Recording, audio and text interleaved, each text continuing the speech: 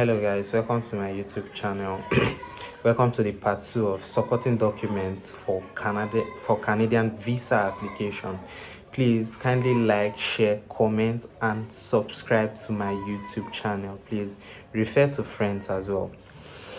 So lastly, I stopped at a business certificate or proof of pay slips for individuals who are employed.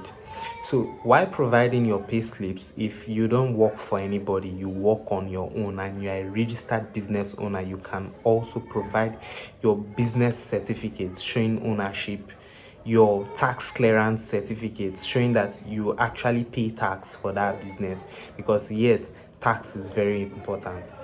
Now, another document that might be essential for your application, this is optional, is when you claim that the money you're using for your proof of funds is from land sales.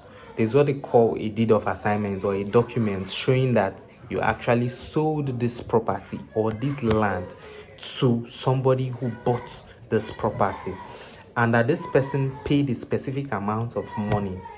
The money might be up to 10,000 Canadian dollars or 20,000 Canadian dollars or 30,000 Canadian dollars. So you show the land receipts and prove that you sold that property to the buyer and the buyer paid you in full. Now, also, there are some people who sell cars. It does not necessarily have to be lands alone. You can sell a car to raise funds. So when you sell a car to raise funds, you have to provide those car documents, the receipts and everything, stating that, I sold this property to this person. When you show that you sold the property to the person, ensure that that person who is the buyer of the property, of the land or the car, sends the money to your account with his name. So the name that appears on the transaction is the same name that appears on the receipts that you used to sell that property. It is very, very essential. Like I said, you should always put yourself in the shoes of the visa officer. So it is more logical. It is not logical to say A sold to B and the receipt is reading that it is Z that sold to Q. It is not logical. Now, if we work for somebody, if you are employed in a company, government organization, you should have what they call a work identity card.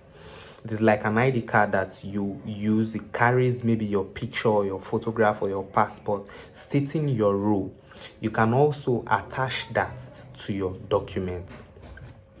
If you receive pension as well, you can attach your pension statements to your application. That these are valid documents that will strengthen your application and ensure that you have a high success rate when you are applying for a Canadian study visa. Now, for somebody who is employed, there's what they call an offer letter, especially when you either work for a government or a company, be it private or public company. There's what they call an offer letter. You should get an offer letter when you're working for a company or for the government. That letter states, how much you're going to earn, the grade or the level you're using to start, maybe when you are entitled to leave. It states everything concerning your contract, how long you're supposed to work, if you're supposed to work for a specific time frame before that contract expires. It is going to be stated on that offer letter.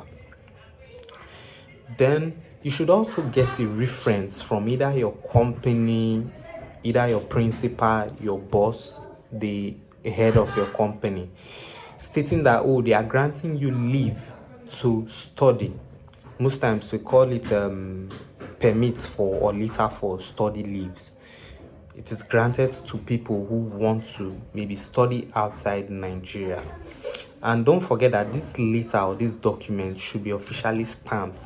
It should carry the company's letterhead and it should be signed and stamped by your principal or your boss.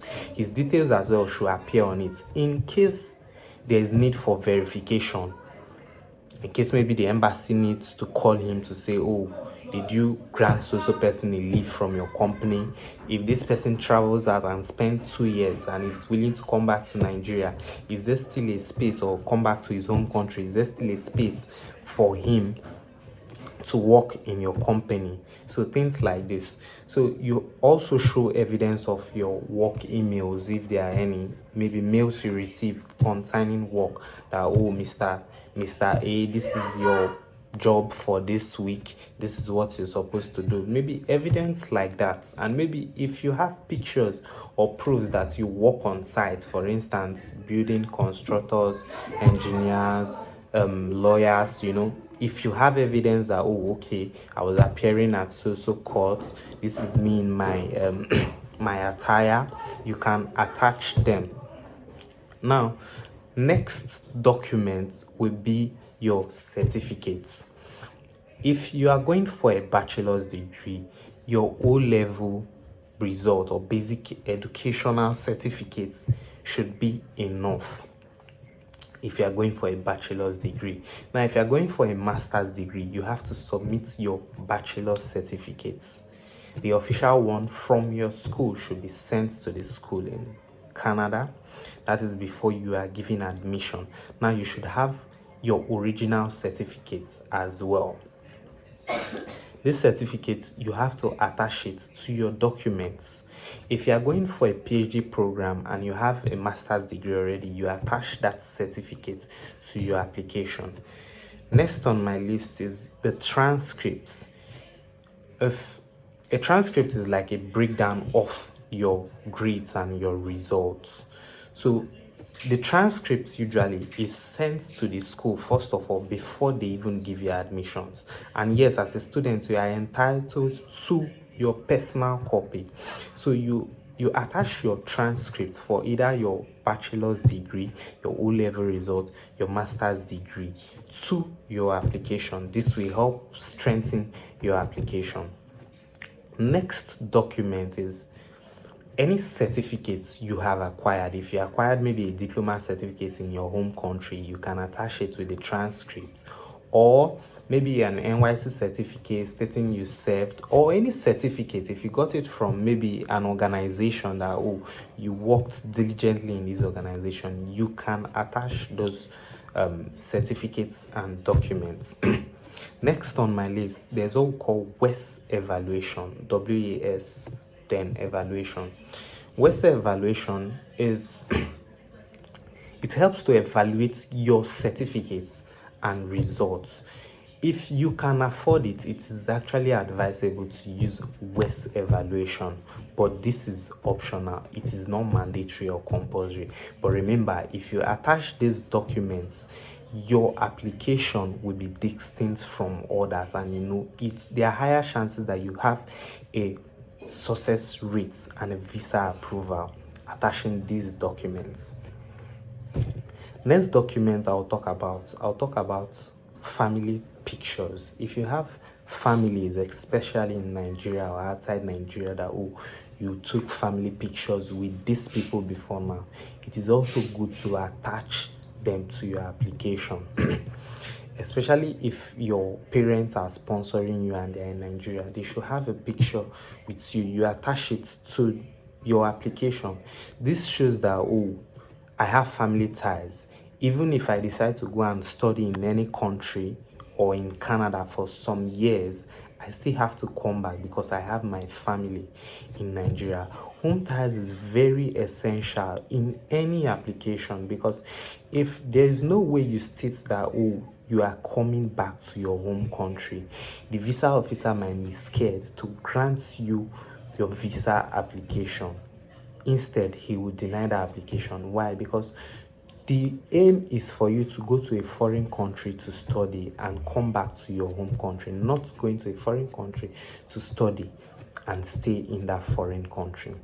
So guys, let me know what are your thoughts in the comment section. Which documents do you think I did not include in this video that you feel is essential to a visa application by an applicant? You can kindly list them in the comment section. Please don't forget to like, share, and subscribe. Thank you.